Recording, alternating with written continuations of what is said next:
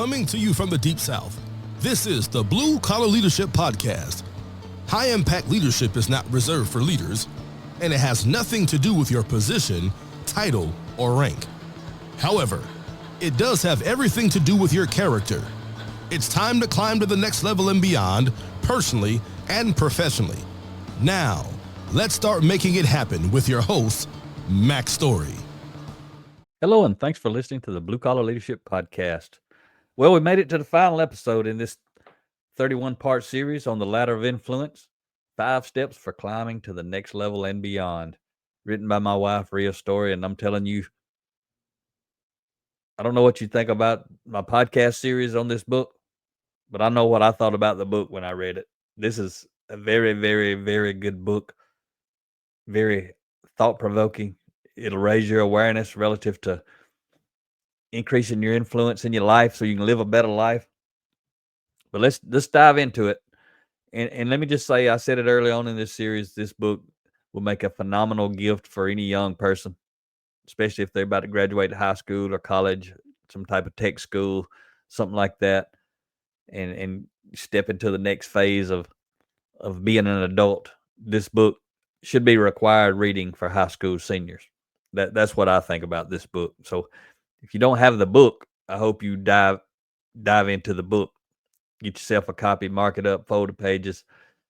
If you like it, order copies, give to other people that you want to help and make an impact on their life. Anyway, let's get into this final episode of this series. So we're on chapter 30.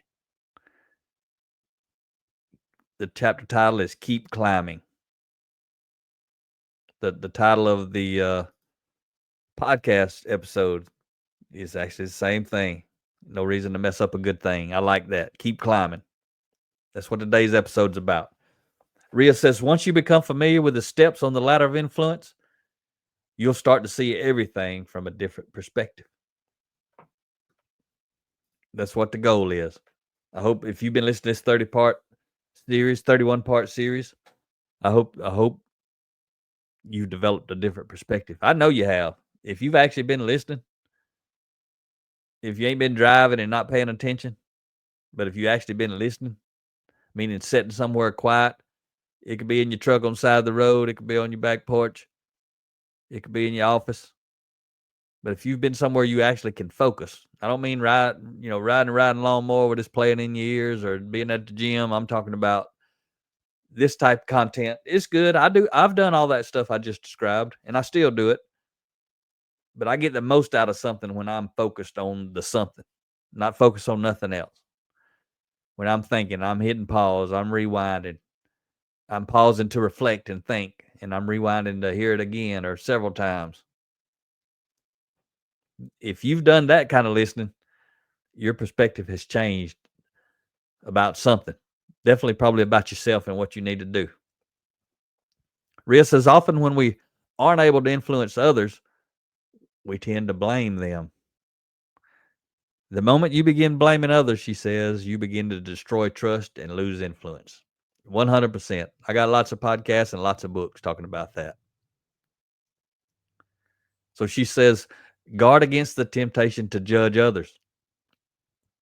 Their climb will be different than yours. All you can do is focus on controlling yourself in a way that increases your influence with others. That's the goal. Too many people out there trying to control others. Too many people start learning how they need to be, and then they expect everybody else to be that way and judge them. I wish other people would be that way. I don't expect anybody to be that way. The growth I've had in my life, I don't expect anybody to do it, but I wish and hope that a whole lot of people will do it. What's the number one way I can do that? Grow and develop myself. Focus on me. I've done that since 2008. I'm still doing it. I'll always be doing it the rest of my life. I'll always be under construction. I ain't here to judge people, but I want to help people. So I teach a lot of what I've learned. I share a lot of what I've learned. Quotes. That's why you hear me sharing quotes, and Rhea shares quotes and got quotes in our books. We want you to point you in all different types of directions of people who want to help you climb that mountain you're trying to climb. Or in this case, climb the ladder you're trying to climb, the ladder of influence. Rhea says, your climb will always be uphill. That's why it's called climbing. You going uphill or you going up the ladder. I remember John Maxwell says, how does he say that? He says, too many people have uphill dreams and downhill habits. How about that? Something really simple, got a lot of meaning in it. Too many people have uphill dreams and downhill habits. That ain't nothing but pure truth. I meet people all over this country. They got some uphill dreams, but they live in a life with a lot of downhill habits. Guess which direction they go in life? They don't go uphill, they go downhill. At best, they just maintain where they're at, but they're not climbing because they're holding themselves back. I ain't judging them folks, but I'm saying they need to be looking in the mirror if they're doing what we're talking about and judging themselves. That's what we got to do. That's what the mirror's about. I got to judge me. I'll teach and share stuff with you. I'll help provoke thought, raise awareness, but you got to do all the work. I ain't going to think less of you if you don't. I mean, I want to hang around you because I'm heading up the hill. If you ain't heading up the hill, I ain't hanging around because I'm heading up the hill. I won't have uphill habits.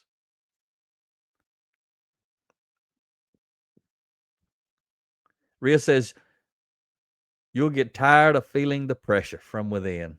She's talking about if you really look in the mirror and you really work on yourself, you're going to get tired of feeling the pressure that you put on yourself to do the right things all the time. I know. I still live with this. Probably always going to live with it. Probably anybody who's climbing the ladder of influence always going to have this. Rhea says your inner 2-year-old self is going to want to cave to the emotions of the moment. Quit or do the easy thing instead of doing the right thing. She also says this is more likely to happen when you're tired, stressed, hurt, or emotionally drained. And I meet so many people, so many gung-ho people. They get into this stuff and they're so gung-ho. And I know there's a good chance they're going to stop climbing. They start out wanting to climb. They want to climb this ladder of influence.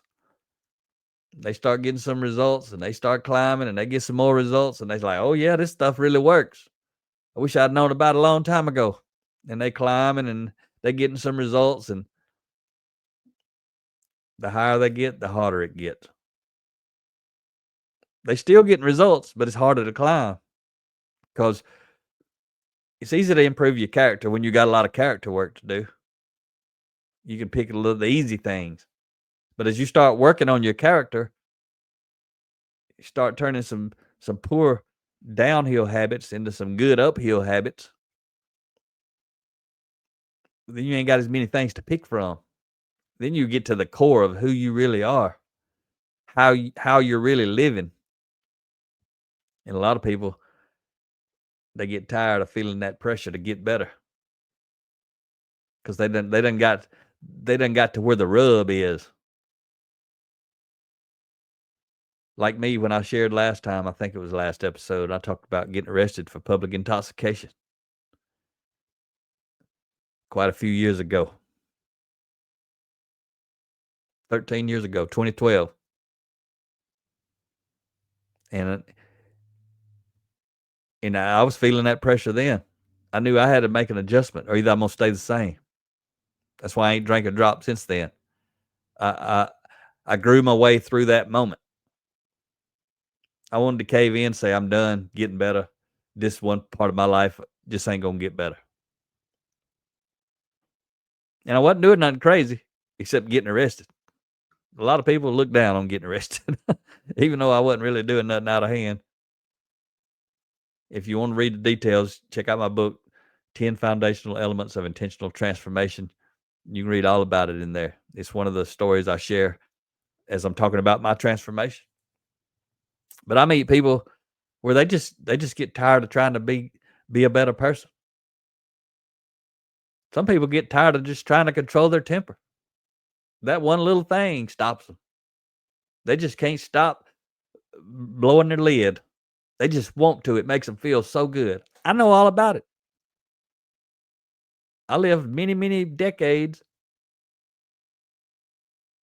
probably, 4 decades of losing my temper in the ugly kind of ways. 40 years before I really started working on it, pretty much. I know all about it. But I also know there's a lot of people got the same issues I had, and they don't want to do it. When they get to that, they think that somehow they can climb the ladder of influence without controlling themselves. And as we've already covered, that's the first step. The first step to climbing the ladder of influence, you have to control yourself. And I'm just talking about temper. There's many, many, many ways that people exhibit lack of control. Not just anger, all kind of personal choices. It could be health, it could be fitness, it could be angry, it could be finances, it could be all kind of things. It could be parenting. It shows up all kind of ways. But for many people, they can't even get past the first step because they want to cave to the emotions of the moment. That's why that's the first step, control of self. People want to quit and do the easy thing. It's easy to get angry. I'm telling you, I know it's easy to get angry. And in a lot of situations, it's hard not to get angry. How bad do you want it? How much does your integrity matter to you? How much you want to live what you're telling people you're trying to live? The truth hurts, it probably should. If you fall off the ladder, you can get back up. You fall off this first step, you ain't got far to fall because you ain't made much progress. But the farther you climb up the ladder, the farther you fall, the more it's going to hurt your reputation, your relationships. The harder it's going to be for you to come back from that fall because people know, well, he or she's already climbed up here before, using our ladder of influence language. We've already seen them climb up to this level before, and then they drop the ball. Rhea says, don't settle for a life unlived. She says the greatest heartbreak stems from the dreams that weren't fulfilled, the legacies that weren't fulfilled, the books that weren't written, the stories that weren't told, the ideas that weren't implemented. This is one she shares, this big one for me, especially in the blue collar world. The businesses that weren't started, or the potential that wasn't realized because someone was too afraid to act or wasn't committed to making it happen. Man, that's a powerful little paragraph full of some stuff right there. The one that resonates with me, though, is where she said, the greatest heartbreak stems from the businesses that weren't started. I meet so many of the blue collar folks out there who work hard. They work hard for the man, and they don't really work at all for themselves, other than going to do the work, do the job. But they barely raking and scraping, getting by. Some of these people working 7 days a week, 70, 80 hours a week, doing hot, hard work. Man, if they would just put that into themselves, find their passion, their purpose, climb these ladders relative to character and competency, they can start their own business. And if they work that hard, they'd make hundreds of thousands, if not millions of dollars a year. My son Eric started about a year ago. He started his own business. You can look it up. alpatiocovers.com. AL for Alabama. alpatiocovers.com. And look at some of what he's been doing, or look him up on social media. He covers, right now, he's focused on Central and East Alabama, around the Auburn, Alabama, Lake Martin, Montgomery, Prattville, Alabama areas. And he gets out farther than that sometimes, but that's where he's really starting the core of his business. And the boy is killing it. And he's helping other people who are subcontracting for him to do the installation of these high-end patio covers that he's selling and installing. He's helping them have a better life. He's paying them really well, helping them, coaching and mentoring them to lead themselves well so they can build a big subcontract business. But he's killing it. And I knew if he kept going and growing, one day he was going to have his own business. It's one of the things when it comes to this kind of growth, most people who are truly growing at the level that Rhea and I are talking about, trying to model and trying to mentor other people. We're not mentoring people to quit their job and go start their own business. We just know that's usually a byproduct of it. The part that got me to talking about this story was there's so many people I know that work hard and they do physical labor. And if they just grow and develop themselves, they can make a killing in business for themselves. And my boy is doing it. He's a perfect example. He's going to be way strong in the six figures, if not in the seven figures. And it ain't going to take him that long. He's been getting crazy results. And he's just getting started. And he paid the price. He did a lot of learning, a lot of growing. And he's been doing a lot of work. Now it's pretty cool to see him. He gets up so early. He's going to work. I saw just recently, July 4th holiday, him and the crew was installing on the 4th of July. They were doing an install on a custom patio cover. I saw him over the weekend working on Saturdays and Sundays. He's on a mission. He's loving it. But so many people could do that. And I never coached him or mentored him in what he should be doing. I just tried to coach and mentor him in life, whatever he wanted to talk about. We talked about this business he's in now quite often. Once he put it on his radar and he started talking to me about it and wanted my input, then I could help him figure out what he wanted to do. Pretty powerful. It may be you that could do something like this, or it may be someone in your family or your friends. You can't just go out and say, "Hey, go start your own business." I ain't telling you that. I'm telling whoever's listening or whoever you may know, you got to be able to motivate and inspire people to grow, find their own way, follow their passion, to discover their purpose. My book, Defining Influence, has a lot of that type information in there. It's not one of my small 90-page books. It's about 250 pages. It's full of gold, lots of my stories, lots of my examples. You got to figure out if that fits in your life. But most people who grow the way we're talking about, depends on what age they are when they start growing, most of them are going to find their way down this path I'm talking about. They can't help it. It requires a lot of sacrifice, and you got to grow a lot to commit and make the type sacrifices that you're going to have to make to start your own business. Rhea and I did it. My son Eric's doing it now. I've known a lot of other people do it. A lot of our clients are people who've already done that. They're business owners. Some of them have 10 people working for them. Some of them have hundreds. Some of them have thousands. In Rhea's book, she says, one of the quotes that has always inspired me is Theodore Roosevelt's "Man in the Arena." That's what this quote I'm about to share is titled, which was part of a speech he delivered in 1910, 115 years ago. That's what's good about the good stuff. It don't ever get old. So I'm going to read you this quote from Theodore Roosevelt titled "Man in the Mirror." You may have heard it. Once I start reading it, you may recognize it. If not, you're probably going to think it's pretty good. He says, "It is not the critic who counts, not the man who points out how the strong man stumbles, or where the doer of deeds could have done them better.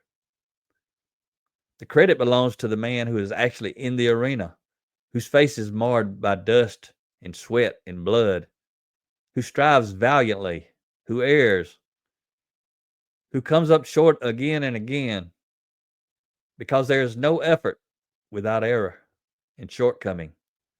but who does actually strive to do the deeds, who knows great enthusiasms, the great devotions, who spends himself in a worthy cause, who at the best knows in the end the triumph of high achievement, and who at the worst, if he fails, at least fails while daring greatly, so that his place shall never be with those cold and timid souls who neither know victory nor defeat. That's pretty powerful. Pretty powerful. Rhea says it reminds us that when we strive, we will sometimes fall short. When we spend, quoting Teddy Roosevelt, for a worthy cause, we will know both triumph and failure. But at least we'll be able to claim we made the effort. Because without striving to become the best person we are capable of becoming, life becomes meaningless, empty, dull, pointless, she says. And when life is empty, we will try to fill the void with empty things. But they won't bring any lasting satisfaction, Rhea says. And we will be left unfulfilled and dissatisfied. She goes on to say, living life to the fullest isn't about having the most things, the most money, the biggest house, or the most social media followers. Living life to the fullest is about stepping into your potential. It's about maximizing not only your potential, but your results, both personally and professionally. Don't settle for a life unlived, she says. Your dreams are inside you because you are capable of making them come true. But she points out, only you can do it. The closing paragraph in Rhea's book, and for this 31-part series I'm wrapping up, this is her words, closing paragraph from the book. The greatest discovery you will ever make is realizing you hold the key to success in life. The most difficult challenge you will ever undertake is to lead and influence yourself in a way that allows you to realize it. Keep climbing, she says. That's her closing words. And I'm going to close with a quote she's got here from Oprah Winfrey. I don't know Oprah Winfrey. I know who she is. I don't know nothing about her. I know a lot of times there's a bunch of politics around her. I ain't worried about that. Just like I ain't worried about that with anybody I quote. I care less the personal side of them. I'm sharing the nugget with you, same way Rhea does. What I like is the nugget. I don't know Oprah Winfrey to like her or dislike her. Don't miss this nugget, though. She says, the biggest adventure you can ever take is to live the life of your dreams. That's the adventure I'm on. That's the adventure Rhea's on. I hope you've listened to this entire series. I hope that's the adventure you're on. Keep climbing. Talk to you next time. Make it happen or someone else will. It might as well be you. Are you serious about taking your career and your life to the next level and beyond? Check out Mac Story's Blue Collar Leadership series books and others, now available on audio, along with paperback and ebooks at Amazon and Audible. Please visit bluecollarleadership.com to learn about Mac's books, programs, special offers, and more. Thank you for listening to the Blue Collar Leadership Podcast.